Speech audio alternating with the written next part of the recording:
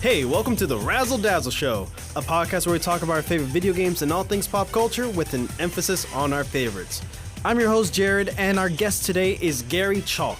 Garry is a Canadian actor known for his versatile work in voice acting, live-action roles, and music. Chalk's voice has brought to life numerous beloved characters, including the heroic Optimus Primal in Transformers Beast Wars and Beast Machines, as well as the legendary Optimus Prime in Transformers Armada, Energon, and Cybertron. Beyond his work in voice acting, Garry has also appeared in live-action TV shows and movies such as Cold Squad, Stargate SG-1, and many more. With a deep, resonant voice and a knack of bringing characters to life, Garry Chalk has left a lasting impact on the world of entertainment. Let us know what you think about this episode somewhere on the internet, and be sure to follow us on Instagram at Razzle Dazzle Show, on TikTok at Razzle_Dazzle_Show, and on X, formerly known as Twitter, at Raz_Daz_Pod. And with all that being said, hi, this is Optimus Primal. This is Optimus Prime.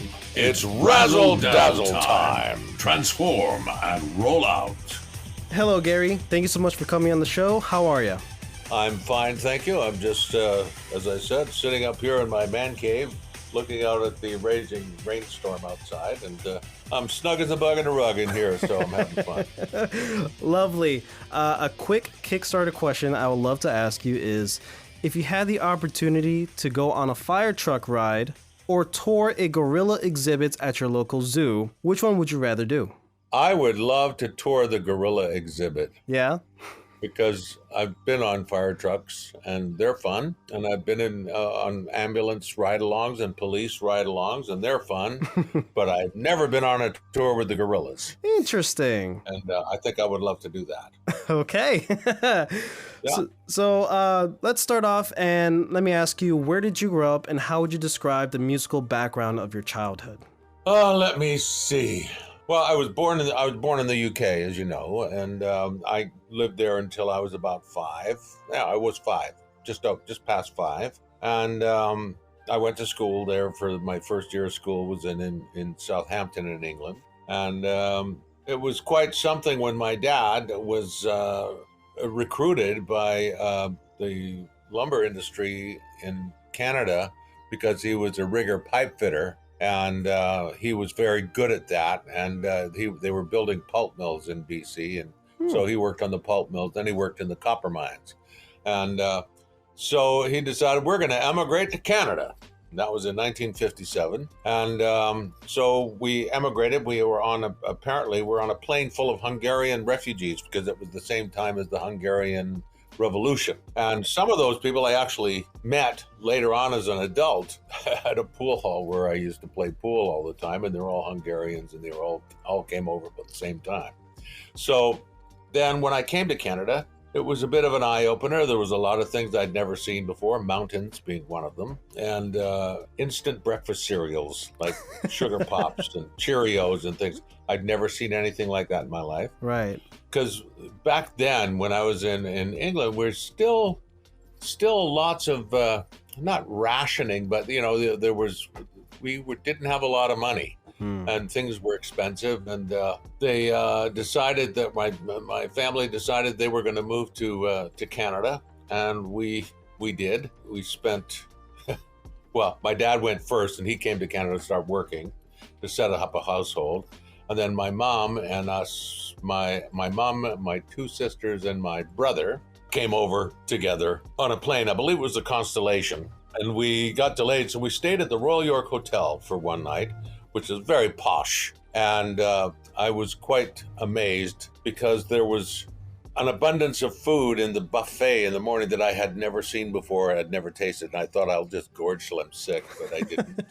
And then we caught the plane and flew to, I think we flew to Iceland first. Then we went to Gander, Newfoundland. And then we flew to Toronto, then Vancouver. And it took about, I think, if I'm not mistaken, a couple of days, 2 or 3 days. It was a long, as I remember it as a child, a trip.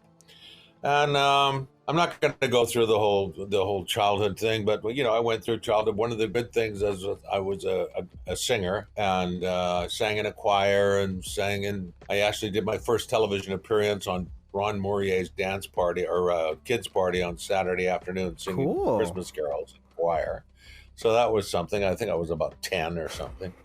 And I was always attracted to the arts. I was never really, a big time musician. I mean, I always aspired to be a musician because I like to sing. So, but I never picked up a guitar until I was about 14 or 15. And in that time, I had also delved into, when I was about 16, I delved into doing musicals. And my first musical was a musical called The Boyfriend. And a friend of mine, Keith, said, "You've got to play in the show because you can sing." I says, "I'm not getting in any old theater. Ugh, I don't want to be in a play." And he says, no, you got to come because there's lots of chicks. And I went, "What?" He says, "Oh, yeah, we got lots of, and they love singers." So I said, "Well, okay, I'm in." And I did. I sang in the show, and I had a great time. It was a wonderful time. So I did it again for Camelot and did it again for Oliver. And so that sort of started my singing theater career. And then I thought it was just for fun. So I abandoned it. I thought it was just because you couldn't make any money. And I went to work in the stock market. I worked in social services and things like that. And then one day I decided I'm going back to school. So I went back to university as a mature student. I was about 25. And did first year arts. It was very good. I did very well. But I watched a play downstairs at the theater at Studio 58, and I fell in love with it. The acting was brilliant. The production value was brilliant. Everything was so perfect. I thought, this is for me. And so I auditioned. And I went into this building and auditioned for this guy reading a newspaper. And I sang, did a couple of monologues and that. And he looks up at me and he goes, "Well, you've got some talent, not much, but some." "All right, you're in." And what I didn't realize is that they only took 15 students per term from across the country. Wow. So it was a big deal. If I'd have known it was that, I'd have blown it for sure. But I didn't. And, it was great. Now their students come from all over the world to be in this place and to be in this school. And I'm grateful to be an alma mater and a patron, and it was a lot of fun. And my first actual professional show was a show called Loot, which I toured across the country with, and then did some children's theater, which I toured across. And my actual stay-at-home play was Dracula, The Passion of Dracula. I played Jonathan Harker, and it was just hysterical. It ran forever, and had a lot of fun with that. My first cartoon, I moved to Ottawa with my ex-wife to be with her because she got seconded out to Ottawa, and I thought, well, why not? They have theater out there. They have things going on. And that's why I first got exposed to voiceover. And I remember my agent at the time, when I got an agent there, she said, "Well, they're doing this cartoon. It's called Hiawatha. You can actually see it on YouTube, called Hiawatha." And so I'd never done it before. And I went in and I read for it. And I read a bunch of characters and went home, didn't think anything of it. Got a call, "Hey, you're doing Hiawatha." And I said, "Oh, cool. Well, who am I playing?" He goes, "Hiawatha." And I said, "Cool. Who else?" And he goes, "Well, you're playing him, his dad, you're playing the bad guy, and you're playing an old lady." And I went, "Well, that's something." So I went and I recorded it, and it was pretty amazing. I was just, obviously recording by myself, and it was the same studio called Atkinson Film Arts in Ottawa, who did The Man Who Skied Down Everest, and he also did Heavy Metal. Remember the cartoon called Heavy Metal? Yeah, I do. They did actually. a cartoon and Fritz. They did a cartoon called Fritz the Cat, and that was the famous underground comic movie back in the '60s. Fritz the Cat was like, restricted comic. Anyway, but it was great fun. And so I did that, and then I got my check, and I'm like, "Hey, this is what I want to do. This seems like fun." Because it was. And from then on, I did a few more, like Care Bears and stuff like that. And I came back to Vancouver, and I auditioned for several shows, and I never got anything. And I didn't know what the hell was wrong. So they were doing voice matches back in that day. So they were doing G.I. Joe. And I auditioned for G.I. Joe, and I got Pathway, Road Pig, and metalhead, and they just liked it. And then from then on, I just kept getting cartoons like Kissy Fur and Camp Candy and He-Man, Masters of the Universe, where I played He-Man, Masters of the Universe, and Captain Nintendo. I can't remember all of them, but there was quite a few series. And I just worked constantly for years. And then Transformers came along, and they said, "Oh, you got to audition for Transformers." And I said, "Oh, cool, they're doing a cartoon about Transformers." I didn't even know. It was the Generation 1 I knew, because I had done commercials for Transformers. Yes, Transformers Generation 2, Jetfire, and all those. And I did those, but I didn't think of anything of it. And they said it was a new style of a CGI kind of cartoon. I said, "Okay, well, that's cool. I don't know what that is, but that sounds cool." So I went in, read for it, just like I'd read for other cartoons. Oh, what happened? Oh, I went in, and they had a lot of people reading, and then they narrowed it down and narrowed it down and narrowed it down. And Optimus was between me and David Kay, because they were thought I would play Megatron, and he would play Optimus. But we went through it, and Sue Blue, I think, was directing it, and she goes, "Well, do it this way, do a little warmer, a little left, do this." And she goes, "Okay, you're him." And I went, "Great, okay, thank you." And I walked out the door. I had no idea that this was probably the biggest show I would ever work on. And when we recorded all the shows, and we recorded several of the shows, and they brought in the test animation and showed us. And I went, "Oh my God, this thing is amazing. This blows my mind." These are the same guys who did the graphics for I Want My MTV. You know that song, that movie? Yeah. Money for Nothing and the Chicks for Free, that one? Yeah. I think that's the one. Well, the guys who created Beast Wars were the same guys who did the computer animation on that video. Cool. And the animation is pretty basic. It's like basically a geometric shape. But they did it, and it started this whole new thing. So I went, cool, this is great. And then they gave us each our toy, which was great. Oh, that's amazing. And, yeah. And I don't know who owns my toy now, because I gave it away to a charity auction. Oh, that's nice. Because I did that with all my toys. I just give them all away for charity, because somebody else can use it more than me. Anyway, so after that, I watched the show on TV. It was great. It was on ABC, I think, and it was great. And I got a call saying they want us to go to a convention, a Transformers convention. And I said, "Where?" He goes, "In Van Nuys, in Orange County, by Disneyland." And I said, "Sure, I'd love to do that. That'd be fun." So basically most of the cast went down to LA to this convention. And I remember I was walking into the auditorium with the promoter of this convention, and there were about 3 or 4 women sitting at a table just at me. I don't know have you ever seen Galaxy Quest? I have seen, yes. Remember when he walks into the convention floor and all these girls go, "Eee!" Yeah. Well, I walked in, and the promoter goes, "Hey, gals, this is Optimus Primal." And they all went, "Eee!" They freaked out, and I went, okay, this is amazing. So there were about, I don't know, maybe 1,500 people in this auditorium. And they brought us to the front of the stage, and they said, "Ladies and gentlemen, the cast of Beast Wars." And we all walked on stage. The whole place erupted. They went absolutely out of their minds. And I had no idea. And they had this thing where they do like a fan fiction. So this guy got his script picked to do this, for us to do a live reading of his script. And he was crying. I swear to God. There were tears going, "I can't believe it. You're doing my script. You're doing my script." And I said, "Yeah, it's kind of fun. It'll be fun."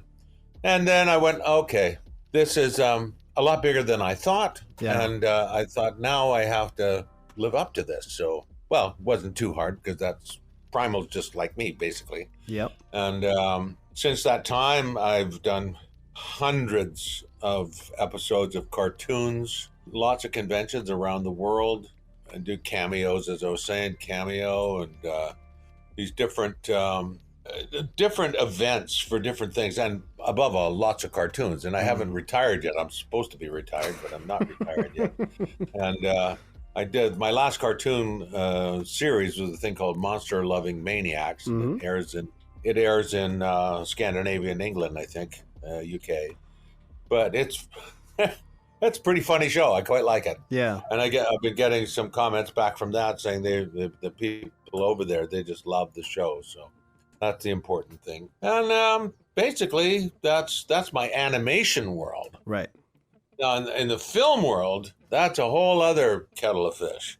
I have been working in movies since 1979, and I think my first movie was A Man, a Woman, and a Bank, and I was on it for like an hour. But it was Donald Sutherland, and it was pretty cool, so I liked that. And then I did a thing with James Coburn after that, and that was really exciting. I had a speaking role, and they all just blend. After that, I just did lots of movies, did lots of TV series that went on, did Stargate for several years, did Cold Squad for 7 years, did lots of different shows, but I just loved them all, right? And so that's basically my life. Is that now? On the other side of my life, that's my professional life, and that's what I do. And I think I've worked, 400 or 500 projects over the years. And, Yes. Yeah, you've done so much. Yeah. Yeah, been doing a lot of stuff. Well, the thing is, I have no life. I don't take holidays. I don't get sick. Yeah. I don't do anything. I just go out and work. Well, somebody's got to pay the bills, right? Yeah, I understand. That's the thing. You got to pay the bills. So and besides that, I just love it. I literally get up, and my first lead role in a movie was The Fly 2, where I had a lead role. And I remember I got up in the morning at 5 o'clock in the morning, going off to work, and I'm driving down Broadway. It's sunny, heading off to Dominion Bridge Studios to shoot one of the first productions in that studio. And it was marvelous. And I'm laughing my ass off. I'm going, my God, I'm going to be in a movie. And as a lead, I'm going to be here for a while. And it turned out to be great. And then I had this mini series that I did with Farrah Fawcett. I don't know if you remember Farrah Fawcett. She was one of the Charlie's Angels, the original Charlie's Angels. Mm-hmm. Well, her and I were man and wife in this mini series called Small Sacrifices. And I was on that for several months. And I remember working with her going, man, this is just amazing. It was an amazing time, and it's all such a blur after a while. They all sort of blend. I forget. Someone told me, "Yeah, you did this show with kids. It was a comedy." No, I didn't. He goes, "Yeah, 3 weeks, 3 kids, 3 kids, 3 weeks, or something."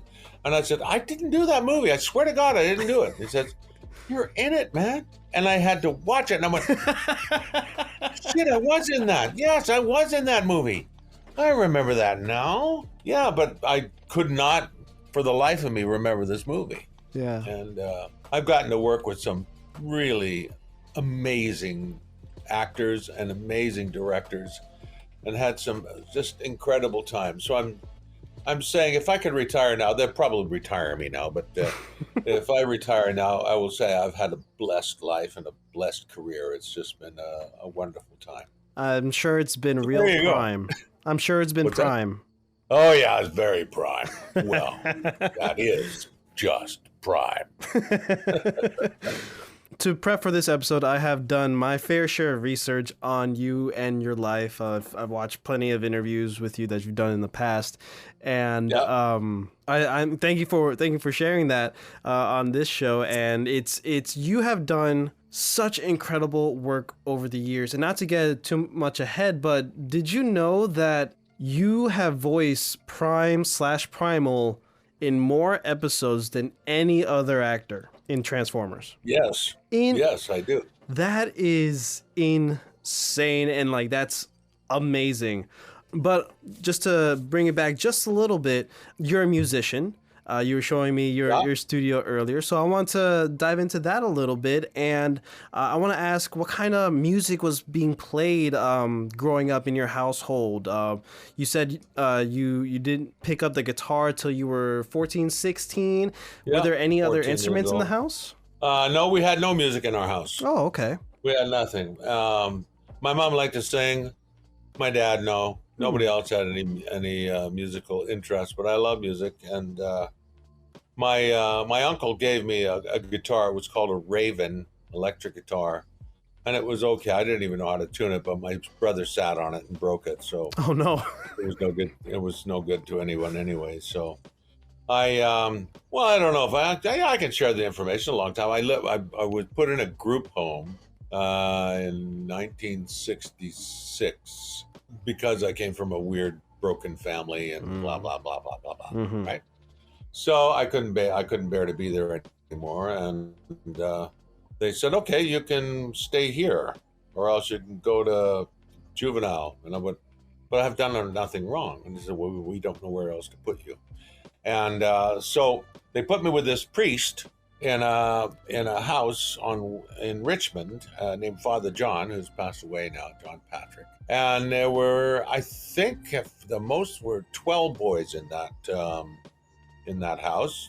They ranged from age from 12 to 18. And most of them were musicians. Most of them played an instrument.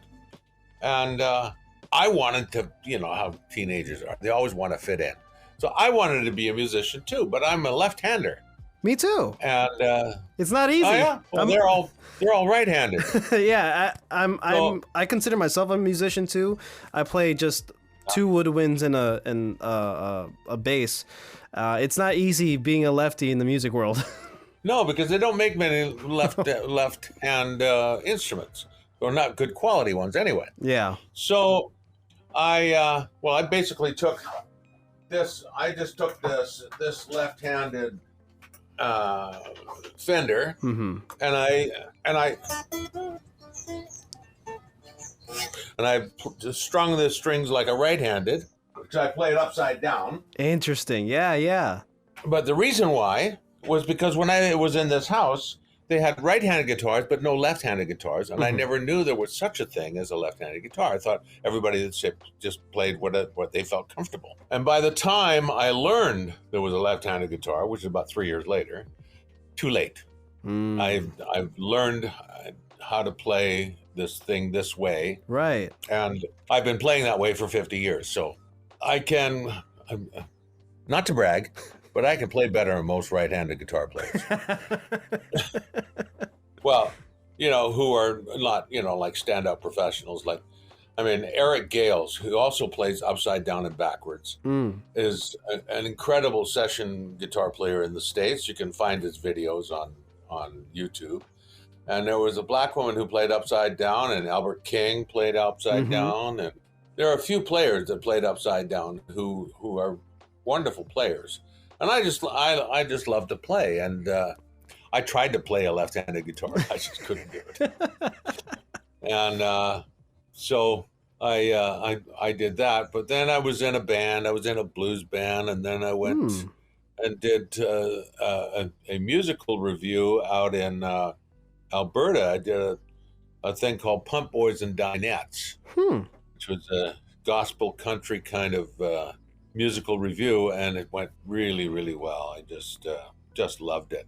So now I have a band, and my band is called the Kits Point All Stars, and we play various things. We just played a one-night gig at a restaurant down the road, and that went over very well. It's very popular. They want to do us again this weekend, but we can't because my drummer's on tour, my harmonica player is doing something else, and my other guitar player is playing with another band at an island gig. So we don't have the band this week. Right. So, well, we were just, how we formed.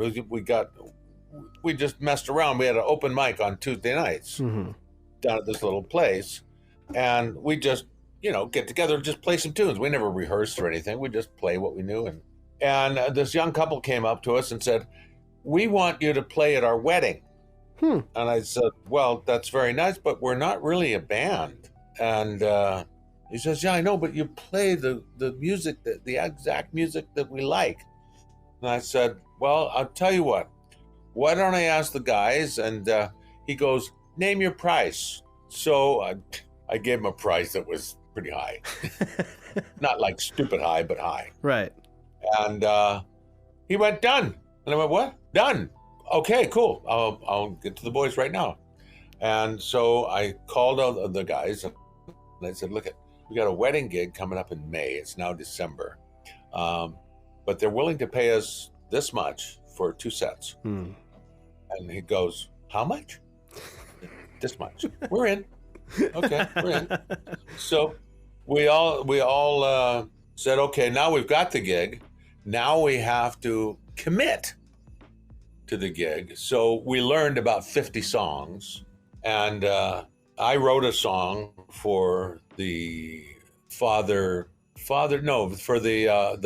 bride and groom dance. You know, the first dance. Right. I wrote a song for them, and they absolutely loved it. They went crazy for it. And, they fed us, and it was a rollicking time, except the mother of the bride wiped me out on stage, took out my music stand. And, oh, my gosh. And me. I almost wrecked my guitar, and I said, holy Christ, lay off the juice, would you? And she goes, no, we're having so much fun. And they were having just a blast. So that was that, and then we played a few other places. But it's funny, my drummer is a guy who's one of the world's best fingerstyle guitar players. His name's Don Alder. You can find videos of him all over the place on YouTube. Mm-hmm. But he plays amazing fingerstyle guitar. He's on tour right now in Germany. That's why he's not here. And I asked him one day, I said, look, you're playing the drums for me. Why are you playing the drums? Why do you play guitar? And he goes, that's because I don't have to remember anything. I said, you are a lazy man. And he goes, yes, I am. But I have the best harmonica player, and I have a good guitar player, and good bass player, and me as vocalist and guitar as well. So the band does well, and that's what we like to do. Just, piss around. We do it for basically, to coin a phrase, shits and giggles. I love that. But I know that, if I went out and I did a busk for a charity thing. A few years ago, I did a little busking thing out on Robson Square. It's downtown. Well, Christ, I made $500 in like 35 minutes. So I went, maybe I'll just take up busking. I can retire and just busk. Because some buskers, I just talked to a friend of mine, Zach, who I haven't seen in a few years. He's a busker, like on the street. I know a lot of street buskers. Mm-hmm. And he's a black guy, and he's an amazing singer and a great guitar player. And I said, so what are you doing? I haven't seen you for years. You still buxing? He said, man, I do this full time. And I said, full time? He says, yeah, making 40, 50 grand a year or so. So I'm going, okay, well, maybe I'll just do that. But so him and I are going to play together on Thursday. So. Oh, that's amazing. Rock out. Yeah, so we're going to rock out. But that's my musical thing, and I'm basically more of a singer than a guitar player, because I'm not like a master guitar. I can play it pretty well, right? But I'm not a master like these guys. But they can't sing, so. Well, do you remember what was the first band/musician that really got your attention while being exposed while learning music? Yeah, the first band I listened to that really got my attention music was Del Shannon. Del Shannon. I'm going to search it up. He sang the girl, well, I'm the kind of guy who can never sit around. Oh, yeah. I hug him and I squeeze him because I'm the wanderer. Yeah, I'm the wanderer. And I go round and round and round and round.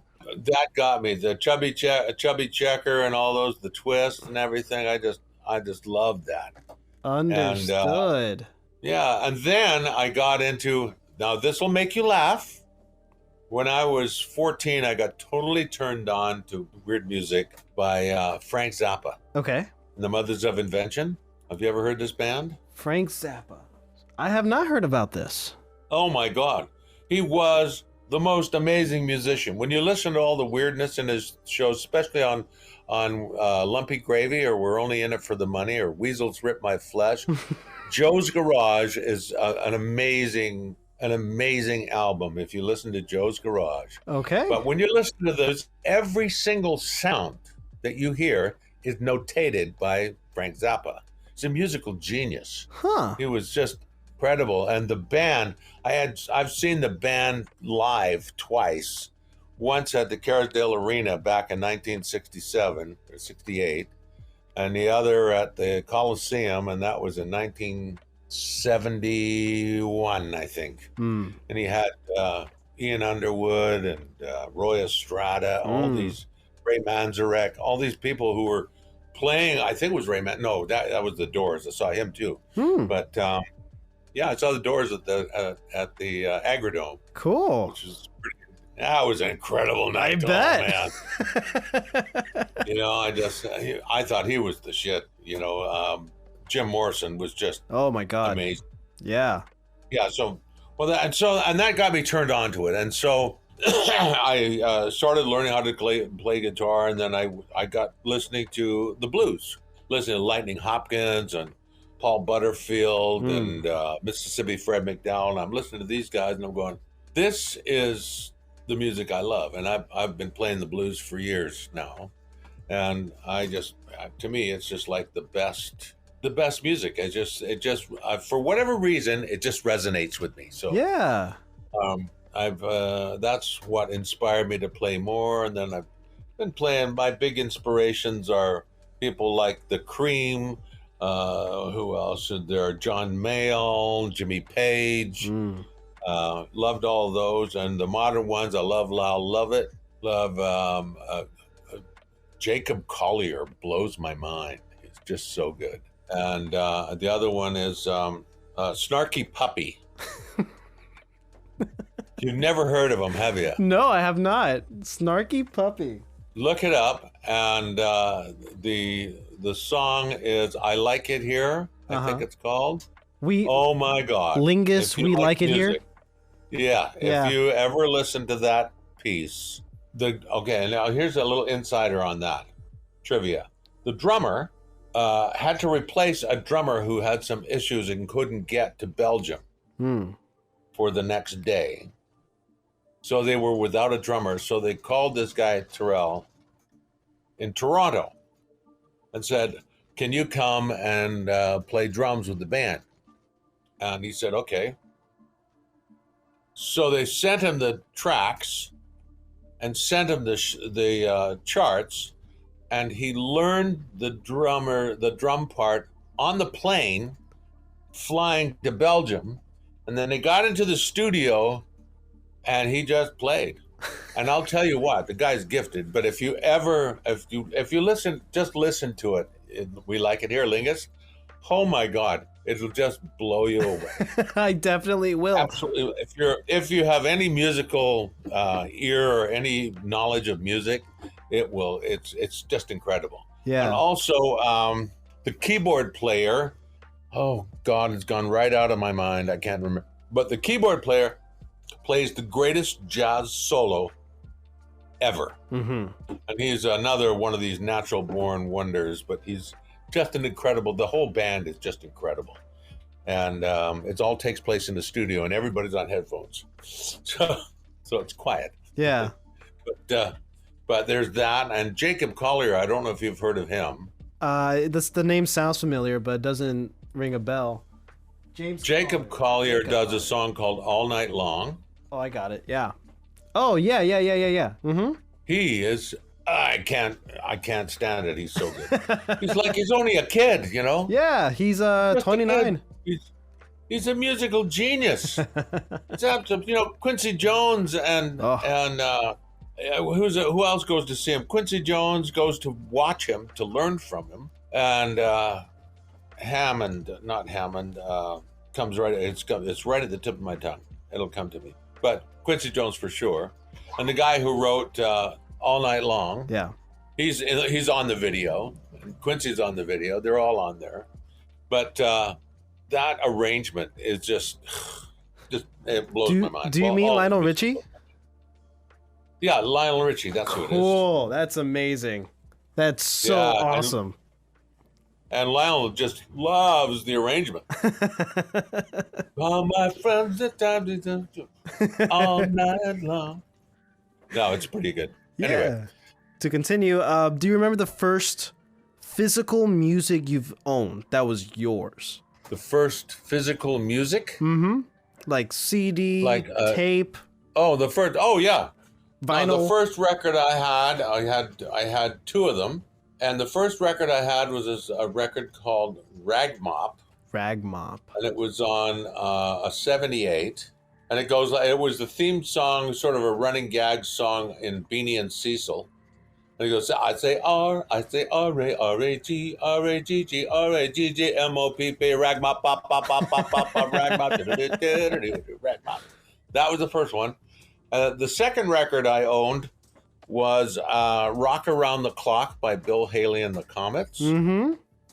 And that was on a '78. Mm-hmm. And the first 45 I bought was I Want to Hold Your Hand. No, I Saw Her Standing There by the Beatles. Cool. The first album I bought was an album called Rubber Soul by the Beatles. Cool. And the second album I bought was Rolling Stones Now. And I always remember, because my evil stepmother, in Rolling Stones Now, I was playing the music and it had all blues covers, like It's Off the Hook, It's Off the Hook, and B.B. King, not B.B. King, King Bee was one of the songs that are on the album, Off the Hook, All My Love's in Vain, and things like that. And I used to play it. I played the needle dull with that record, and also Rubber Soul. I just love that record as well. And one day, my evil stepmother came in and she grabbed that Rolling Stones album and she broke it into pieces and threw it in the garbage. Says, "There will be no devil music in this house." Oh my gosh. Yeah. Well, those were the days. Oh man. But I've always been a Rolling Stones fan forever. I've been to almost all their concerts when they come to town. I've since 1966, 67. And they had a big fight. We were outside. We couldn't go into the concert, but we were outside and there was a big riot. Ooh. And so they were banned from Vancouver. And then they came back in 1970. And 1970, 71, somewhere around there. And it was amazing. I lined up at midnight to get tickets. And I got 4 tickets, and they were $6 each for the Stones. And I was right at the stage, standing right here. They were right there. Awesome. Like, wow, it just blew my mind. There was another riot because a bunch of guys counterfeited tickets, and people with real tickets couldn't get in because the counterfeit tickets got in first. Wow. Yeah, they were sold. It was sold out and then sold out more. So there was a big riot outside because the people had real tickets, couldn't get in. Right. And they couldn't distinguish. That's when they started putting all these things on the tickets to make sure that they're not counterfeit. Interesting. Yeah, that was in the 70s. I think it was 1973, maybe 73. I think. Mm-hmm. Then it's all the other ones, Voodoo Lounge and Steel Wheels. I still got. I have. I think one of the only Steel Wheels leather motorcycle jackets. I bought it at the concert back then in I think it was 1988. Amazing. And I still have it. And I said to my daughter, "said You can have it. You can have it if you can fit into it." That's amazing. That's incredible. Yeah, it was an impetus. Yeah, I was a little thinner then, and I was a lot thinner then. But anyway, so those were my big influences, and I absolutely adored them. And since then, I've got great things. I got Frank Zappa, the first album, their first Frank Zappa album that had Gary, Indiana on it. And then I got We're Only in It for the Money, Lumpy Gravy. And then I got Weasels, Rip My Flesh, Shake Your Booty, Oh, I used to have them all. I had all the albums. And they had some of these. See, the music they played in Europe, they never played in America. Right. They played real progressive jazz in Europe, and they just loved Jean-Luc Ponty used to play with them, and so I got all there. So they were big influences for me back then, Right. and so there you go. That's my musical influence, and also soul. I was a huge fan of Al Green, Yeah. Oh, huge yeah. fan of Wilson Pickett. Temptations? Huh? The Temptations? Temptations? Oh, They're my favorite. Papa was a Rolling Yeah. Stone. 2 years ago, I got to see them live in concert. Oh, did you? Yeah, it was Yeah, my friend amazing. Tom used to play with them. No kidding. Yeah, Tom Pickett. Oh, that's amazing. Yeah, they're my favorite group ever. I even got, when I was in Michigan, like one time, I got to tour Hitsville, USA, and I got to go through the house and everything, Oh, cool. Got to sing My Girl in Studio A and do the Temptations Shuffle. I still have my ticket, too. Wow. I do that song too. I've got sunshine. Yeah, My Girl. On a Yeah. cloudy day. Yeah. And when it's cold outside, I got the month of May. I guess you say, what can make me feel this way? My girl, my girl, my girl. Talking about my girl, my girl. Ooh, ooh, ooh. Yeah. No, we do that song. Yeah. That's Oh. one of ours. Um, Yeah, I love the soul music, Yeah. R&B. Yeah. Do you have a song story? And what I mean by that is a song that you hear that takes you place instantly to like a certain place or time that you have some kind of significance with. Oh boy, there's a few of those. Yeah, it's a loaded question. Okay, there was one that always got me going, and that was called "Landslide" by Stevie Nicks. Mm. And that always takes me back. The Cream, "Sunshine of Your Love." My first real girlfriend. We went to the Cream concert. I think I was like 15 or 14 or something like that. And I was totally blown away. And it was wintertime and it was snowing. And her dad, her name was Jean, and her dad came and picked us up outside the concert hall. And he had fries and McDonald's burgers for us when we came out. And it was cold and snowy. And I just thought it was, yeah, every time I hear that song, I think about that. It's so great. And, what's the other one? Oh, Urgent by Foreigner. Mm-hmm. Remember that song? Yeah. You're not shy, you get around. Well, that song takes me back to, like late 70s. And I just remember the best time of my life as far as, working in the theater and all the fun stuff, being on the road with touring on the road, and all my friends, and it was just freewheeling fun time. And I always remember that every time that song came on, crank it. It's the greatest song. I just loved it. But those are the ones that stick in my head. And of course there's Let's Stay Together by Al Green. Ooh, yeah. You know that song? Of course I do. Well, that was the song that sort of got me and my wife together. Because I was, playing music with her and coaching her a little bit and singing and that time we weren't together. But I remember saying, "I'm so in love with you. Yeah. Whatever you want me to do is all right with me." Yeah. Takes me right back to those first days when we started going out. Yeah, and then we got married. That was our wedding song, our anniversary song. Yeah, it always transports me. I love that song way back when it first came out. I think it was 1970, 71 with Al Green. Yeah. And they didn't quite know, he didn't quite know how to do that. And I remember his producer was at Stax. Was it Stax Records? I can't remember. But they did 54 takes of that song. I'm searching. And the last one, the last take, he was, what are you doing coming up here? He wanted to come and see you. Oh, okay. Hi, Colty. That's my grandson. Come and say hi. Come here. Ah, there we go. Hello. Who's that? Say hello. We're doing an interview. Yeah. Mommy. Where's Mummy? Mommy, what? Mummy's at work. Yeah. Just went to get mine, so we're just playing. Okay. But it's raining, so we can't play on the Yeah, we can't play outside because of the rain. We'll go back. Yeah, have fun.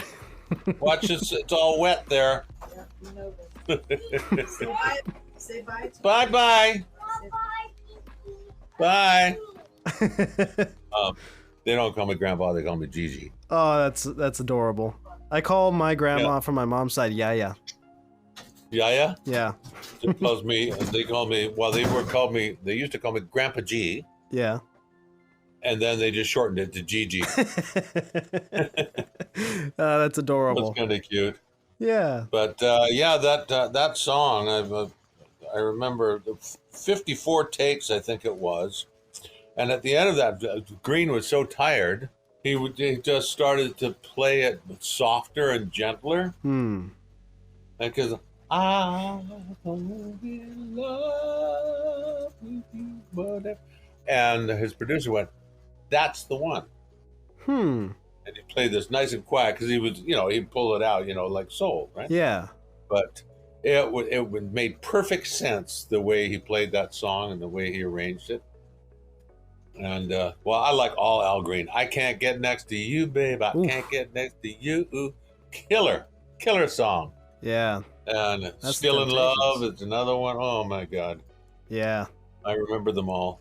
Well, you just gave me 3 song stories, which is the reason why I asked that question to guests that come on the show is because I'm also part of this other podcast called 3 Song Stories, where we tell people's biography through music, and they do exactly what you just did, and just like think of 3 songs that takes them back to a certain point in time, and To a certain point in time. Yeah. Oh, sure. Believe it or not, music plays a very important part in almost everybody's life. The earliest form of communication was rhythmic speaking, or singing, even if it was just a beat.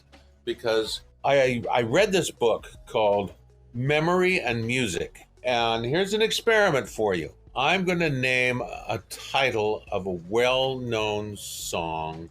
Well, one that you've just heard. I'm going to name a title of a well-known song, and instantaneously in your head, you will hear the entire song, all the arrangements, all the notes, all the chords. You'll hear it instantaneous, like total recall.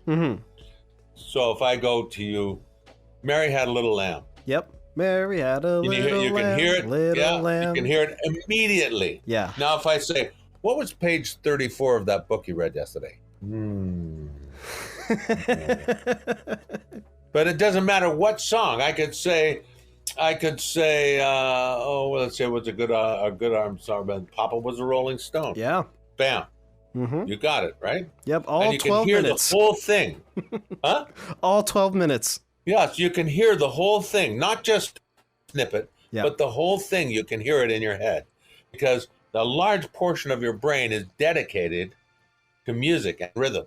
And that's why when kids, like kids at school, when they learn things, they learn A, B, C, D, E, F, G, H, I, J, K, L, M, N, O, P. Remember that? Yep. The ABCs, learning your ABCs. Now we know our ABCs. And they sing because when you sing the words or tell you, because basically when you're singing a song, you're telling a story anyway. Yeah. So you're telling a story and people remember the story because you're singing it to them and they remember the notes and everything like that. So music and memory it was incredible because it comes to be like Alzheimer's. The last thing to go is music and hearing. Music and hearing are the last thing. Like my ex-wife has what they call, she has late stage Alzheimer's. Okay. But when you put on music, she starts moving. Mm-hmm. And she can move to the music, but only when you're playing music. Otherwise, dead still. Because it just doesn't go, because it takes up such a large piece of your brain. Right. And it was incredible learning that how once you get something in your head as a song, it's there forever. Yeah. Forever. And Yeah. you can recall it instantly. I mean, I did a musical review called Pump Boys and Dinettes in Alberta back in 1984. Mm-hmm. But I can remember every song just like that, no problem. Mm-hmm. You know, just pop it out, and there it is. Yeah. So that's to me, that's why music is such an important part of our lives. So. It definitely is. Yeah, and that's why I love being part of this show. It's how I got started in like production and like all this, you know. That's how I got started with my job in WGCU. I started as an intern. I was only supposed to be an intern for a summer, but they never kicked me out. I never left, so I stuck around until they paid me. Good idea. Right? And yeah, we can talk about 3 songs more later. Now, I want to jump back to your career a little bit, and you know, you voiced many iconic characters besides Prime and Primal. Is there a particular character that you feel that doesn't get enough recognition but holds a special place in your heart? Let me see. Well, I thought King Hippo was quite the character on Captain Nintendo. Yeah. The Games Master. Yeah, King Hippo from Punch King Out. Hippo was, remember that? Oh yeah. Oh yeah. You pig. Yeah, I had so much fun with that. And that was another one that was, and the other one that stood out was, just give me a second. I just gotta figure. Oh, Marsala, a character called Marsala on Exo Squad. Okay. It was such a non-cartoonish kind of character, but he was this enigmatic kind of spiritual guide, kind of spirit warrior. It was a great character. Right. Exo Squad and Marsala was amazing. I really liked that one. I like working on that one. Dr. Robotnik, I love that. Oh my God! When I found out you were Dr. Robotnik in Sonic Underground, that's my favorite. That's my second favorite Sonic show, and I grew up with that too. It's oh my goodness, yeah. So good and so fun. Well, I took over for Long John Baldry because Baldry couldn't finish the show because he was off away in Europe. Yeah. And I used to scratch track him anyway, so it was not a problem really. And so I ended up doing it. And there's an interesting story about Sonic the Hedgehog. I played Grounder. Yes, you did. Just lost my head. And originally, Phil Hayes was supposed to play Grounder, and I played Scratch. Huh. And we were playing it like Abbott Costello. Hey, Lou. Hey, Abbott. You know, we're going to do that. But we did it like that. We did 6 episodes like that. And the producers came back, and I remember Marcia sitting in the studio, who was the producer, and she goes, "We don't like the voices." What do you mean? They're not liking the voices. You have to come up with something brilliant, or you're fired. When? Now. So we're trying Mutt and Jeff, Spike and Tyke, Abbott Costello, Laurel and Hardy, and all these. And it goes, no, time is pressing. And so I came up with a brilliant idea. I said, I tell you what, I'll play Grounder and you play Scratch. And I went, hey, I'm not stupid. I don't know why Dr. Robotnik's going to kill us, but he's going to kill us. And Scratch goes, Ma, speak for yourself, Grounder. You know, and they did this chicken kind of voice. And we did that. We sent it back. And the producer goes, Okay, we love it. You're still here. So great. So we recorded, and we had to re-record 6 episodes, so that was great. So, it makes it dope, but it was the most fun, and those characters turned out to be the most lovable characters on Sonic the Hedgehog. So just goes to show you, it concentrates the brain when you're about to be executed. So we flipped the voices around, and that was fun. So that was another one that didn't get the recognition that it should have. This new show that I've got out, I'm hoping for it comes to America, called Monster Loving Maniacs. Mm-hmm. It's absolutely hilarious. It's great fun. Yeah, people will love it. Yeah, hopefully I checked it out, and you're right, it's hilarious, and I agree. I hope it does come to the U.S. And you're still on the Sonic train. You're in the first live action Sonic the Hedgehog movie. Yes, I am. Yeah. The guy thought it was quite cute. Hey, he goes, because I remember our director going, "Hey, this guy Dr. Robotnik in the cartoon." And I said, "Yes, I am." And they all look at me and just, "We know." Did Jim Carrey ever ask for notes or anything? No, never met him. Oh, wow. Okay. Never met him. That show was so weird. We got our script on the morning of shooting, and it was printed on red paper, so it could not be photocopied. Right, yeah. And we had to return it at the end of the day. Interesting. And so it was, it was pretty bizarre. But they did that also with the show, what was it? Zach Johnson first feature film about the superheroes, not Suicide Kings, before the Suicide Squad. Oh, what was it called? Oh, it's just gone right. I can't believe it. It gone right out of my head. It was it had the people like the blot guy who had the blots on his face that changed color all the time.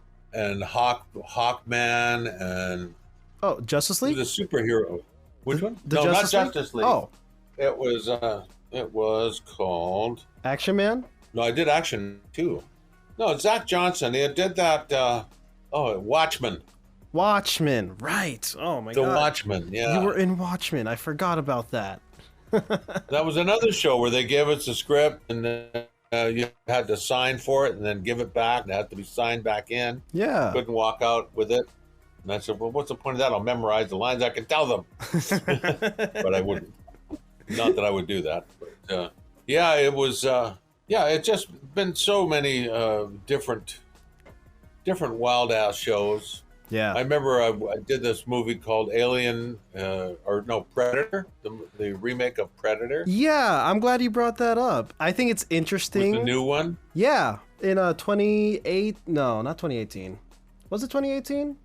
Yeah, 2018. I think so, yeah. Yeah. While looking through your filmography, I've noticed that you have you've been in quite a few franchises that Peter Cullen has also had a role in. So of course Transformers, right? You've had a role in Voltron Force, Predator. He's the voice of Predator. I just think that's really cool how you guys are, you're both there. You know what I mean? Yeah. Yeah, but don't tell anyone. We're both Canadian. Peter Cullen's from Montreal. Oh, really? Okay, cool. And speaking of Peter and Prime, right? And / Primal, someone who has voiced these characters, a character beloved by many. How do you approach voicing such iconic characters while adding your own unique touch? I know you've said this before in multiple interviews, and you said this earlier about how you put a lot of yourself in Primal, but when it comes to Prime, the ADR didn't really help you put in a lot of yourself into that. That's right. I couldn't do a lot of it. I had to basically be a bit more robotic. Yeah, funny. And make things fit. And I mean, I think I did an okay job with it, but they wanted me to sound like Peter Cullen, and I said, if you want me to sound like Peter Cullen, then either get Peter Cullen or what. And at that time, I was being a bit egotistical because it was a bit of a pain. Right. But I said no. I'm a decent individual, and so I said, well, I like Primal. He's good, So why not do that? And so he said, well, we want you to do it this way. And I said, okay, I'll do it that way. So I played him more truck, less monkey. Right. As they say. I've noticed that while hearing that, for Transformers Armada, Energon, Optimus has his face plate up, and you don't really have to match the words per se. The words, yeah. But you have to get the time increments there, right? Oh yeah. Interesting. Well, I've done lots of those. Right. Yeah, it's a lot easier than it used to be. Mm-hmm. I mean, back in the day, and I say back in the day, it's a pioneer. Back in 1981, 82. It's so funny when looping or ADR was actual loops. Mm-hmm. And what they do is they take a loop of film and they put it in a projector in the studio. And they would play the loop of film like this through a projector on the screen. Right. And it had black lines on either side. And when the black lines went like this and they met, you talked. Interesting. And so they would do that, and you take 2, 3, 4, 5, 6 takes. Right. Getting it right. Then they had to take the loop off, put another one on. It would take forever. Now they have what they call word fit or mouth fit. Yeah. It's a digital thing, takes no time at all. Huh. Interesting. But, that's why they called it looping, because it was actual loops of film. Yeah. Okay. Optimus Primal and Prime is often seen as the epitome of leadership and heroism.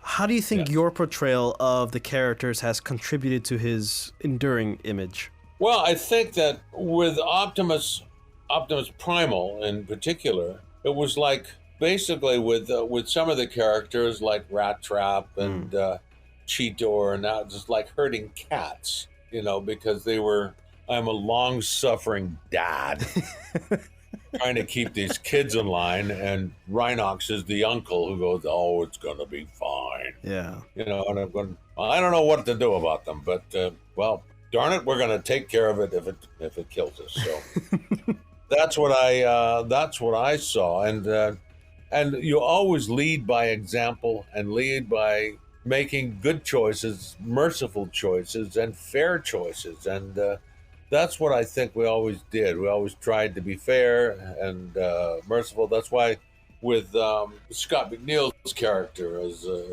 Pterosaur. There you go. Pterosaur, yeah. But we always tried to be good to these guys because they were kind of hapless. Send them on their way. Especially and we always Waspinator. tried to be doing the right thing. We always tried to not kill and defend ourselves. That was it. And I thought this was really good. And then Primal kind of turned into a bit of a navel gazer there for a while. Yeah, with Beast Machines? In Beast Machines. And kind of sort of retreated from the world a little bit. But then he came back, and then he was good. So the qualities of leadership is don't tell somebody to do something if you won't do it yourself. And set the atmosphere by example, set the behavior by example. Right. And I think that's what we did. And that's what resonated with a lot of people. Oh, yeah. Character-wise, is because we didn't just go, oh, let's just go bash and smash. Yeah. Let's try and make things work. And bash and smash is the last resort. I can tell you from personal experience that it resonated with your audience. Like I said before we started recording, I grew up watching Transformers Cybertron as a kid. Like every morning at 6 a.m. on Toonami, I'm eating my cereal right before I go to school, and I'm watching you be this leader, be Optimus, right? And throughout the years, I didn't know it at the time, but I would eventually learn or want to start learning how to become a leader myself. I think in part, you had influenced me to be in the Army JROTC, where I've learned many leadership and leadership skills, and I had to like lead my own platoon, companies, battalion, whatever. And it translates to, you know, even right here, right now, you know, this is my show, you know, and I'm leading my crew to make the content that we love. And it's like, since I was 6 years old, I was watching you lead by example, literally. And there's this one episode in season 2 of Transformers Cybertron where the Autobots and Decepticons are almost like are fighting for the last cyber planet key on Gigantian. And Optimus is dealing with this internal struggle of like, no, I can't let anybody else get hurt because of my decisions or whatever. And he keeps getting knocked down, and Vector Prime was like, get a hold of yourself, man. Socks him. It's like, we're not here for you. We're here following you, with you, not for you. And not for you, with you. That scene, seeing Prime going through self-doubts and struggles, and this still goes for Primal, and I've seen that too in Beast Wars, that hits hard because he's supposed to be this person who like knows the answers, he knows what to do next, like he knows like the next right thing, he knows how to get stuff done. And we see that, but also just seeing this side of vulnerability with Primal and Prime is like mind-shattering to a 6-year-old. You know what I mean? Well, think about it this way. If it can happen to Optimus Primal and Prime, it can happen to anyone. Yeah. And everyone has a moment of doubt and pain, as they say. Everyone has, at some point in their depending on you to do the right thing, that it puts a lot of pressure on you, and you just don't understand, is this the right thing or is it not? Is it right or is it wrong? It's and that's what makes it so resonant is the word. Resonant is because we all are fallible, you know. But because if the hero wins all the time, it's not that great. It's not very interesting because you don't care because they win all the time. Yeah. The same applies if they lose all the time. You don't care. You know, and the same with the villains. I mean, I know that it's written in the code in the United States that bad guys should never win. But sometimes they do. Yeah. You know, and sometimes it's a hard, bitter pill to swallow, but sometimes they do. And the important thing is that no matter what happens, if you always do the right thing, and always take the righteous path. And I don't mean like the religious stuff. I'm talking about if you always take the righteous path, and that's the righteous path for the highest good, and be kind, hurt nobody, all those things. You take those into your head and you run your life that way, you'll have a great life. Yeah. That's how it works. You will have a great life. If you it's like, I mean, I look at, some political figures who lie and cheat and do all kinds of nasty things, and karma catches up. Karma gets you. That's not leadership. That's not even bravado. It's just fake, you know? And you don't want to be that way. You want to be able to lead, to take people where they want to go, or they will go with confidence, you know? And without fear. And of course, we're all fearful. I mean, I remember, I was in a situation once where a gang were shooting up a house that I was at, and they were throwing rocks and shooting guns, and my friend lost his eye. Oh, man. And a couple other guys got stabbed. They were a biker gang, or like we called them the Clark Parkers. They were nasty people. Anyway, we had to get my friend Frank out of this room, but there's rocks going, and there's glass, and there's this, and my friend Carlos and I, we pulled him out of this room, and got him to the back of a pickup truck, of a station wagon, Carlos's station wagon, and Carlos pulls a shotgun out of his thing, and I go, Carlos, put it away, let's go. We got to get Frank to the hospital. So here's the comedy. So I have got blood on my shirt from here down to just above my knees from my friend. He's been stabbed. He's just bleeding like a stuck pig. Anyway, we get him to the hospital. Unfortunately, he lost his eye. But we get him to the hospital, and while we were there, there's a guy who's one of this gang members standing there. He's got a big gash on his arm, and he's holding it like this. He got it from smashing the window at our place, and he was, doing this home thing, and the cops were there, and I said, "Hey, that's the guy." He said, "What?" "That's the guy who attacked our place." And we got my friend the emergency, and he survived. But you take the initiative. At all times, you always take the initiative and get him out, get him going. And that's how it works. I mean, stupid things like I'm walking through the mall at a shopping mall, and the garbage can's on fire. And people are just walking by. La, la, la. And I went, "Holy shit, the garbage can's on fire." So I ran into the A&W, and I said, "Got a fire extinguisher, there's a fire." And they he gives me the fire extinguisher. I put out the fire in the garbage can. Well, I mean, it's a big fire, not a little fire. Right, yeah. We put it out, and this Chinese girl comes over, and she says, "Oh, look what you did. You put out that fire." And I said, "Yeah, I had a fire extinguisher." And she goes, "Everybody else walked by. You put the fire out. Let me buy you a drink." Oh. Yeah, okay. And so that was, but it's all about just taking the lead, taking the initiative. And that's what you do. And that's all I got to say on that.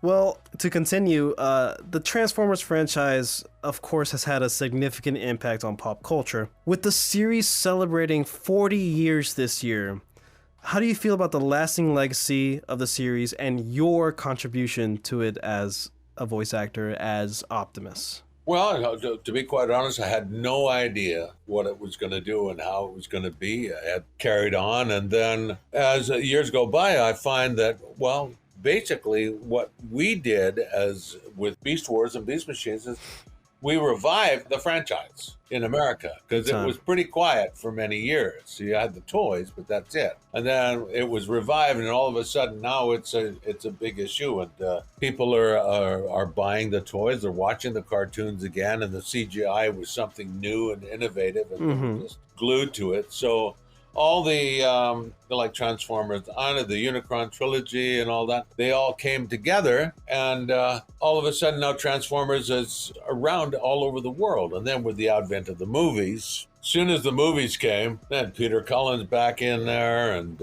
Dan Gelvazan and all those guys, they're all back in doing the films. And I remember I had a beef about that because I wanted to do the films, and I was going to ask about it, yeah. I wanted to do the films, but the guy goes, "Are you serious? Who is this guy?" They don't know. They know me from Adam. And so they got Peter Cullen because he was Generation 1. Right. And yeah, kudos to him. I like him. I've been to a few conventions with Peter. He's great. And also Neil Kaplan, and David Kay as well, because David became Optimus for a little while. But when that's right, in Transformers Animated. God, that's like my second favorite show. He's pulling double duty with Optimus and Megatron for that show. Like, yeah, crazy. And they wouldn't hire me because I was Canadian, so they sat up here. And then when the Beast Wars movie came, Rise of the Beast came along, I thought, oh, maybe I'll have a chance here. Because I did create the character after all, with Primal. Yeah. And they went, nope, Ron Perlman's going to play the part. And I like Ron. He's a great guy. I played golf with him. He's a good dude. But I didn't even get a look in, and I couldn't understand why they would do that. As I was, as you say, in more episodes than any one of them. And it's all about marketing. Right. You know, it's all about branding, and my branding is just not as strong as Perlman, because he did, you know, Kings of Anarchy, Sure. Sons of Anarchy, He does all those things. So his performance as Primal is great, but yeah, I doubt that if you ask the fans of Transformers, especially Beast Wars, would you rather have the original Optimus Primal and the original Optimus Prime together in the same movie? Of course, you know, like, made sense to me. right? Well, the only thing that made me feel good is for every time there was a post about Ron Perlman playing that part, you get 47,000 or 40,000 respondents saying, "Why isn't Garry Chalk playing it?" Yeah. You know, and it's they just don't care. It's all about branding and marketing, and because Ron had done that Prime or the other Transformers cartoon, and because of his appearances as the demon in that movie where he played the demon, Hellboy? big red guy, huh? Hellboy? You know, with Hellboy and Sons of Anarchy and all that. I just think, okay, yeah, that makes sense. From a marketing point of view, it makes absolute sense. So it was a bit disappointing for me, but Right. you know what? When it gets right down to it, rock on, man, knock yourself out. Would you still love a chance, an opportunity to reprise the role of Optimus Primal, even with Of course, Peter Cullen? without a doubt. I loved playing that part. Yeah. I just loved it. It was so much fun. Hopefully one day. One day. You never know. I mean, it's just one of those things. You just sort of grin and bear it, carry on. That's all you can do, you know. Yeah. And that's all I can do. So that's all I do. As I said before, I've had a great career. Yeah. It's lasted, over 4 decades, and that's good enough for me. Right. As we head in for a landing, we are now entering the speed round, where I'm just going to ask you a lot of weird, random questions. Some questions do have things to do with Transformers, but the majority is just weird stuff. It might take a little bit longer to answer, but that's the ironic twist of the speed round. All right, so first off, if you were the final boss in a video game, what would your title be? The final boss? Of a video game, yep. In a video game. Mr. Z. Mr. Z. Okay. What would your boss theme music be? And you can pick any music from anywhere. The theme from Peter Gunn. Okay. If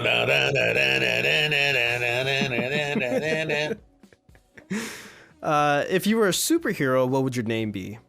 Chalkman. What would your superpower be? I could draw anything with a piece of chalk and it would come to life. Oh, okay. All right. If Optimus Primal and Optimus Prime were to meet in an epic crossover battle, who do you think will come on top? I think Optimus Prime would come out on top because he's about 20 feet taller. That's fair. Yeah. And he's a truck. Yeah, look at that difference. Yeah, I'm just this little puny guy. Bully! He's a bully! I've always said this to anybody that I have a conversation about, Transformers with. Cybertron Prime is the most powerful version of the character, period, in my opinion. Yeah. If you were to create your own Transformers character, what would their name be and what would they transform into? Oh, my goodness. I think I would be Urson, and he would transform from a grizzly. Ooh. A grizzly armored vehicle. Awesome. Oh, I like the name Urson. Okay. Yeah. If the Transformers were to suddenly appear in our world, what advice would you give to humanity on how to coexist? Give him plenty of room. And free gas. Oh, right. Do you have any memorable stories you can share that you've had with Peter Cullen? Well, we did have a Transformer off in Houston one year. and it was myself, Neil Kaplan, and Peter Cullen, and people were sort of aghast that we'd have all three of us together in one place. Right. It was so cute because people get so tongue-tied with him, and he was such a sweet guy. And one thing I learned was he's a tremendous singer as well. He's a great singer, yeah. So, because he's kind of a jazz singer and sings, and I'm kind of a blues singer, and so that's all I can remember. They would try and pit us, okay, who comes out on top, who's the best, and I just like the fact that I did my bit and he did his part, but I didn't have any real, anecdotal kind of humorous stories, because basically we were just up, doing the panels, and you'd always get the truck, not monkey, monkey, not truck. Right. Would you ever want to perform with Peter? Oh, of course. He's great. I love performing with people who know their stuff. Yeah. I just love it. It just, because what it does is it just lists your game. Yeah. You got to bring your A game when you're with some guys who've been at it for as long as he has. Well, what kind of music would you play with Peter if you guys were to perform together? What kind of music? Yeah. I would think I would play some blues for him. Play some R&B. I would have him sing Georgia on My Mind. That's a great song. I love that song. Georgia on My Mind. Have him sing I've Been Loving You. Yeah. B.B. King. Yeah, there's some great tunes that he could do very well. Summertime is another one. Yeah. Yeah. If you could live in the world of your favorite show or movie, which one would it be and why? My favorite show or movie, if I could live in that world. Oh, God. That's a tough one. It really is tough.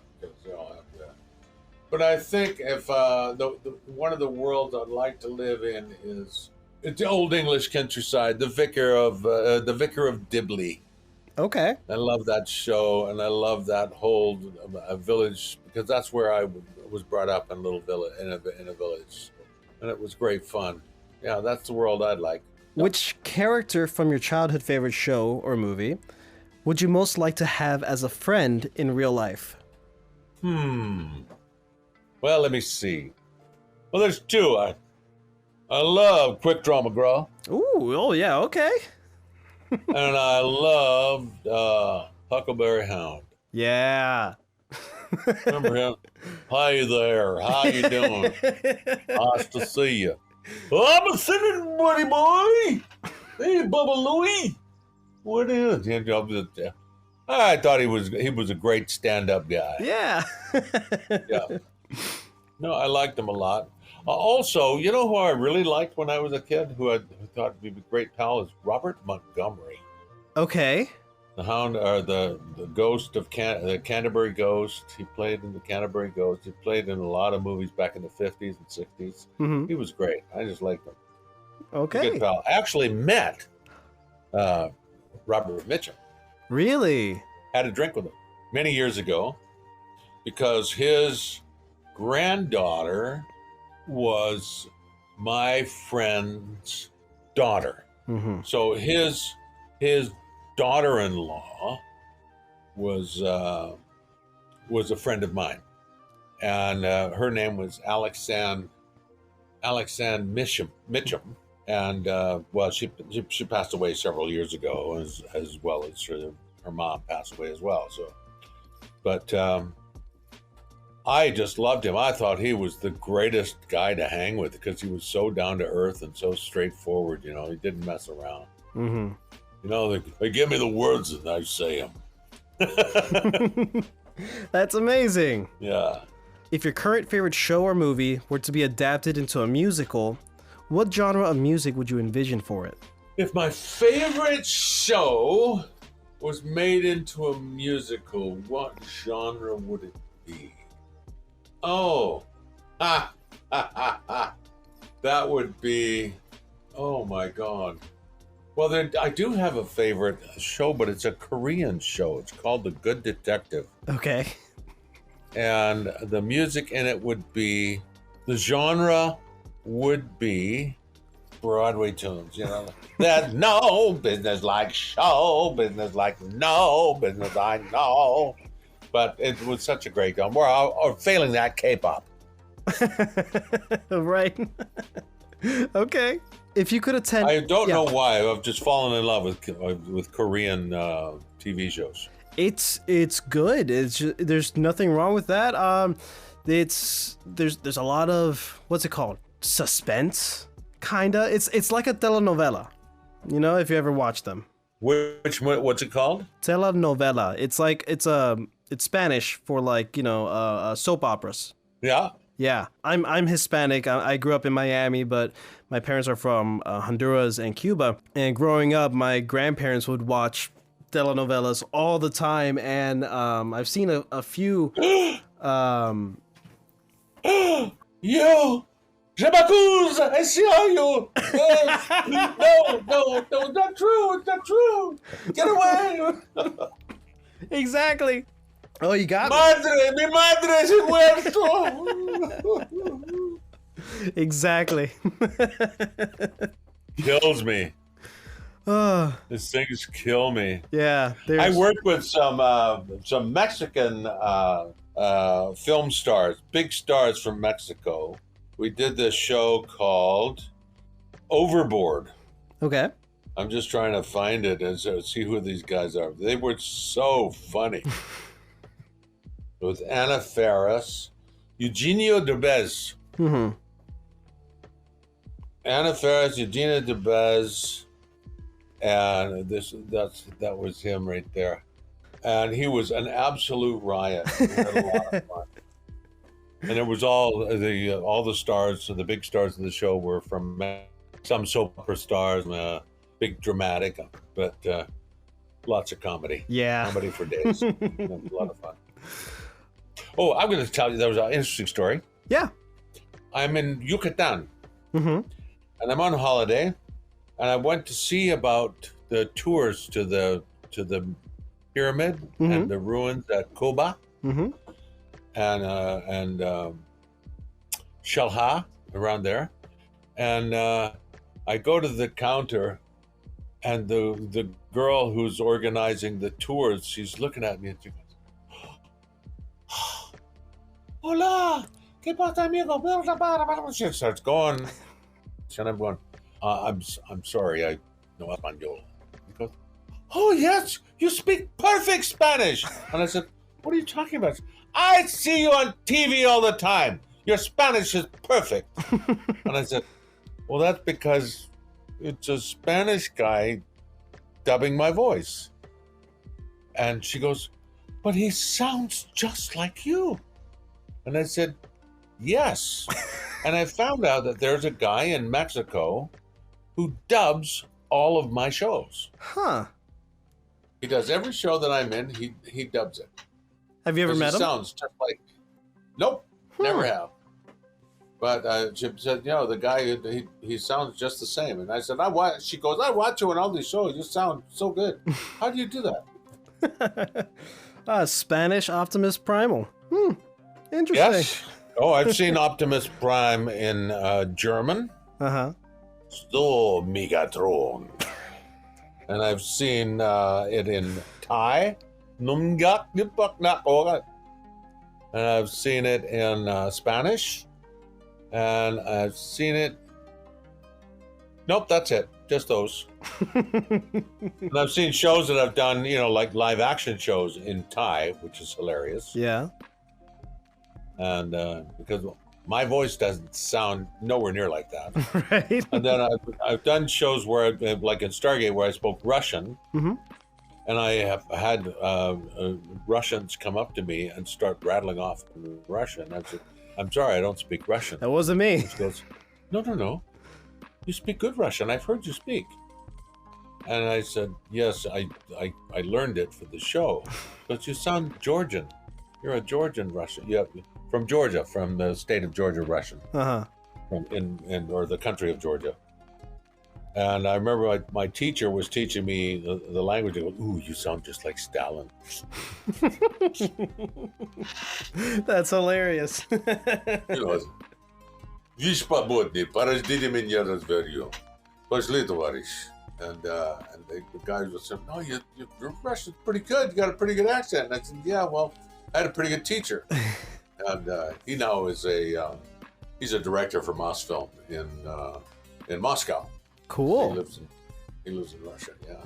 Yeah, okay. So I would say, you know, interesting little things that you learn that you have to learn for different things. And I get fascinated by watching, you know, sometimes seeing yourself speaking in another language. Right. It's bizarre.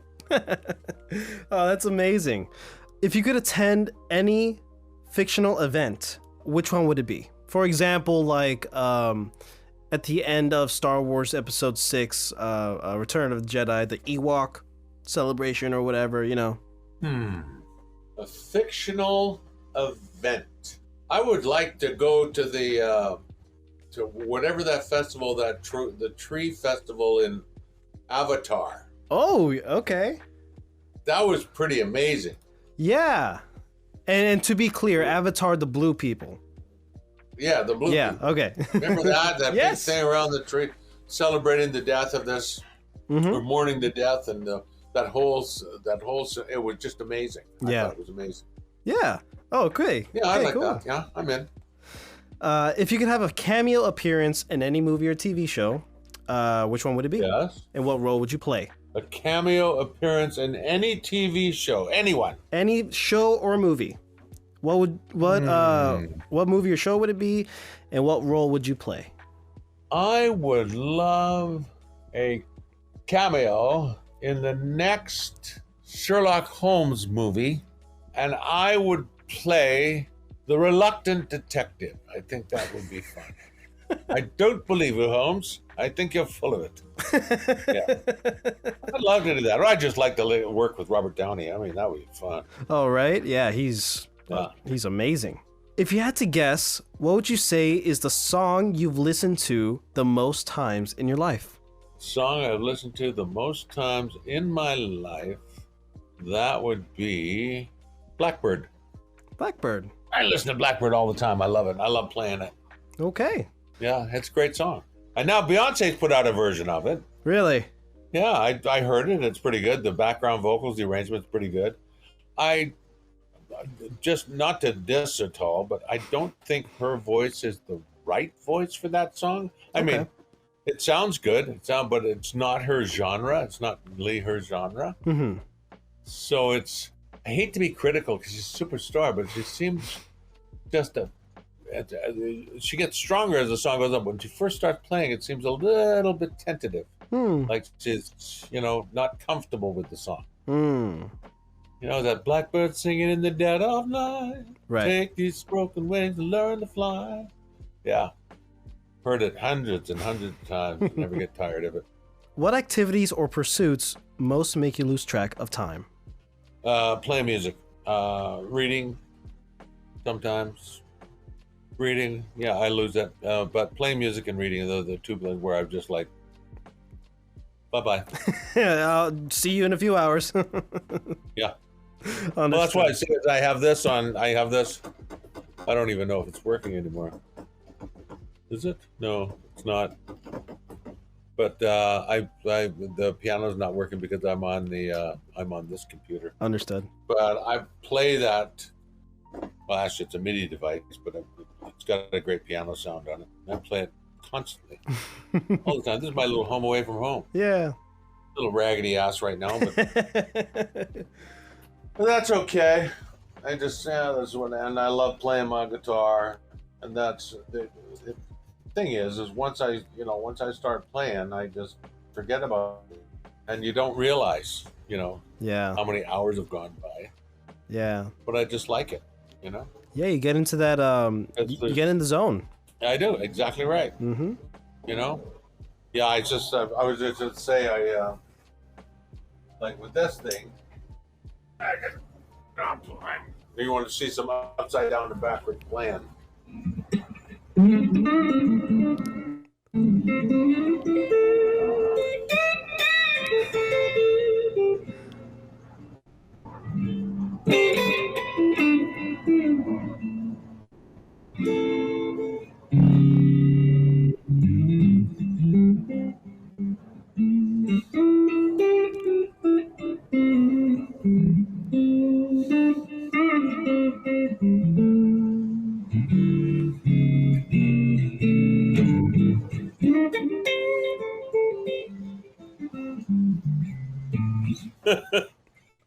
Beautiful. That's what I do. And like that Blackbird song.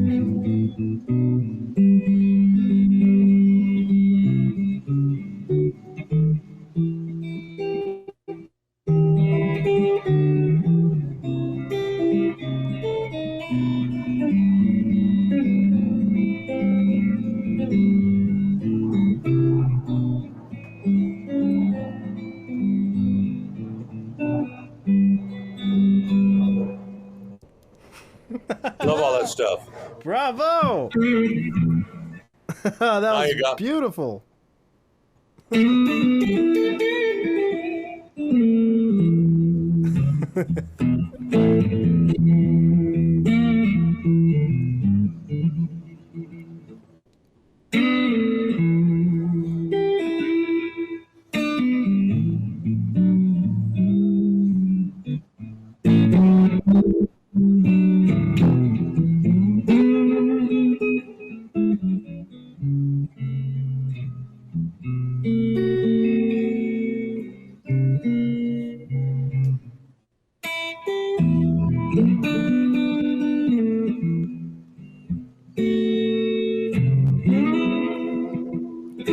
Anyway, Oh my God, that was amazing. Thank you. yeah. No worries. I just love to play music. Yeah. It's my favorite thing in the world. What would your 14-year-old self think of who you are today? They would be pretty amazed. If somebody told me at 14 years old I'd be here now doing this, I'd laugh in their face. They said, "No way, not possible."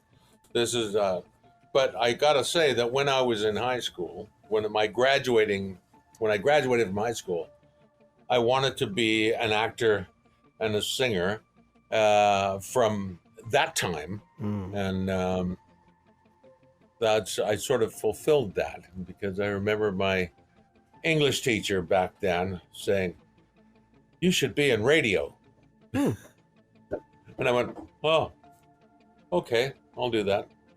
And I never did get into radio, but I did a lot of radio commercials. I bet. Oh boy, just back in the day, never ending, Yeah. every day. As Every someone day. who works in radio, I gotta say I love my job. It's a great job. It's the best job in the Yeah. world, man. Right? That's what I keep telling everybody. It's like doing animation is the best job in the world. You stand there, it doesn't matter what you wear unless, you get some clothes on, but, you can stand in front of the mic with a script and let it rip. Yeah. When people think it's easy, well, it's easy if you know what you're doing. Right. Yeah. If you don't know what you're doing, it's the hardest thing in the world. Yeah.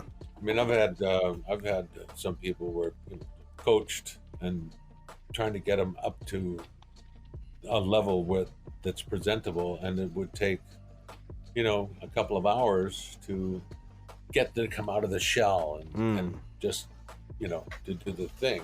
And I think, in some shows, to do 4 shows or record, as a solo, but record 4 shows in an hour and a half. 2 Right. hours. That's like these guys would not last 5 minutes. Yeah. It's hard. I mean, getting the job is really difficult. Keeping the job is really hard. But once you get what you're supposed to do and what you have to do and how to do it, oh man, there's no other job like it that I can think of. Nope, the job like it. Is there anything you would like to say to your 14-year-old self if you could? Don't laugh. It'll happen. You're gonna be a little star. You're not gonna be a big star. You're gonna be a little star, but you're gonna be very successful, and you're gonna be very happy. Just remember that. And buy Bitcoin. You'll understand when you're older. Oh man, I was so pissed. You know, my friend told me to buy Bitcoin back when it was like $30. Right. And I said, I'm not, what the hell is that? Cyber cash? No, I'm not buying that. So, I'm telling you, man, it's going to be good. It's going to be good.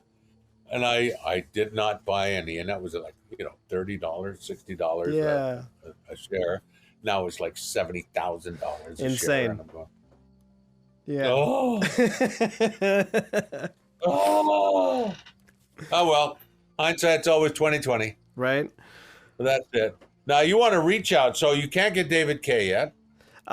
Yeah. So I'm trying, but if you can help in any way, that would be amazing. I'll just say this. Hey, David K. This is Garry Chalk here. I'm with Jared on Razzle Dazzle. It's a talk show about what we do for a living. It's a talk show about the Transformers and other cartoons and other media. I think you'll get a big kick out of it. Come and say hello. All right? See ya. Hey, Scotty, Garry Chalk here. I'm just on Razzle Dazzle with Jared, and it's a great talk show, great interview, great questions. I think you'll get a huge kick out of it and be a lot of fun. Come on down and say hi. Hey, Lee Tokar, Garry Chalk here. Come on down to see Jared at Razzle Dazzle. It's a great talk show with great questions, great interview, lots of fun. I think you'll have a great time on it. Come and see it. Amazing. Thank you so much. That was perfect. And yeah, if you can help me get in contact with these people, that'll be amazing. And hopefully we can get them on the show. Thank you so much for your time, Garry. This has been... What we can do. Yeah, this has been amazing. Thank you so much for your time. Any final thoughts? Hey, no worries, man. No, I'm just getting ready to have maybe a bit of lunch or something to eat. I don't know. I'm a bit hungry. It's a bit overcast and miserable out there. So I think I'm gonna go upstairs to see how my little grandkid is doing, and he's such a riot. This kid. He is. It's just very fun. So I just wanted to say thank you for having me on the show, and hopefully you have a wonderful night and a wonderful day, and I will get in touch with these guys to give you a yell. Thank you. Just 1 second, because I do want to say something. 1 second.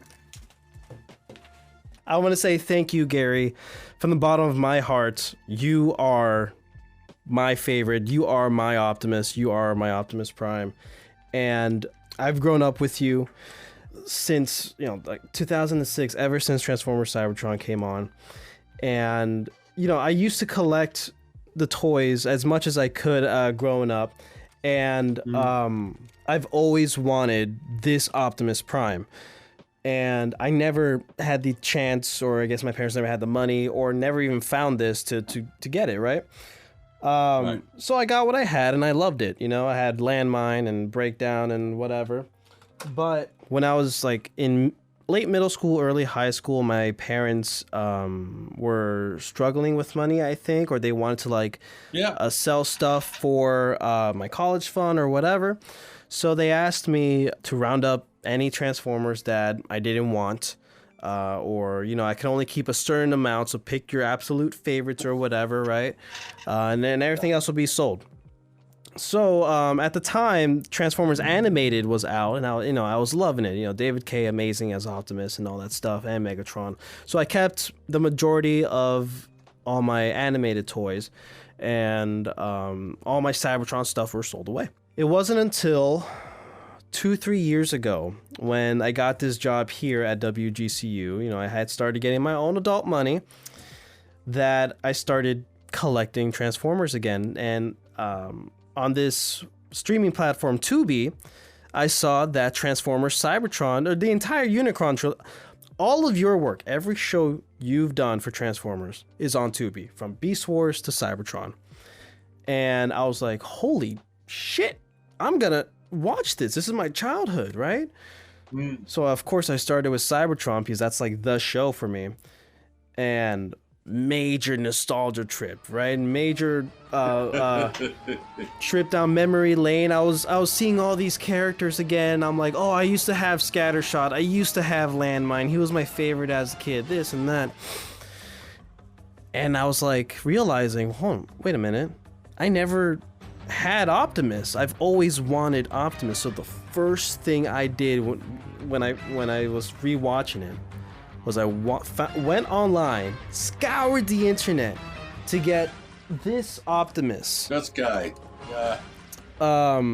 At a good price. Now, I originally got him with like some stuff missing, but eventually throughout the months, I've got this fully completed Optimus Prime, you know, even with like the cyber key and all that stuff. And this interview today, you being on the show, makes everything come full circle. I can't express how much him mean to me, and like how essential you have been for me growing up throughout the years. So thank you so much for everything, Garry. Well, thank you. It's my pleasure. That's always that way, and I love that combine mode. Yeah, right. Super mode. Combine. It's amazing. I remember it well. Yeah, it's I'm very thankful that you feel that way, and I'm always thankful for people who are fans, who buy the toys, who keep the memories alive of it, because hey, without you, there's no me. Right. You know, just another face in the crowd, right? And so I say thank you for bringing me on your show, and thank you for the interview. It was a lot of fun. All right, that's all the time we have for today, guys. Thank you so much for joining us on another episode here on the Razzle Dazzle Show. Please let us know what you think about this episode somewhere on the internet. If you want to hear more from Garry, please be sure to follow him on Instagram at ChalkGarry, on Facebook at Garry Chalk, and on X at Garry Chalk Talk. Links will be in the description down below. And make sure to follow us on Instagram at Razzle Dazzle Show, on TikTok at Razzle_Dazzle_Show, and on X, formerly known as Twitter, at Raz_Daz_pod. Be sure to leave us 5-star ratings and a nice little written review down below, and we'll catch you on the next one. When this episode comes out, I plan on it coming out on May 20th, and that's the week of my birthday. So, hey. Yeah. Hey, happy birthday. Thank you. Having a happy birthday from Optimus is everything. I'm going to send there you you... go. Sounds perfect, man. Thank you so much. Awesome. Thank you. Have a good night. I'll talk to you later. See ya. Bye-bye.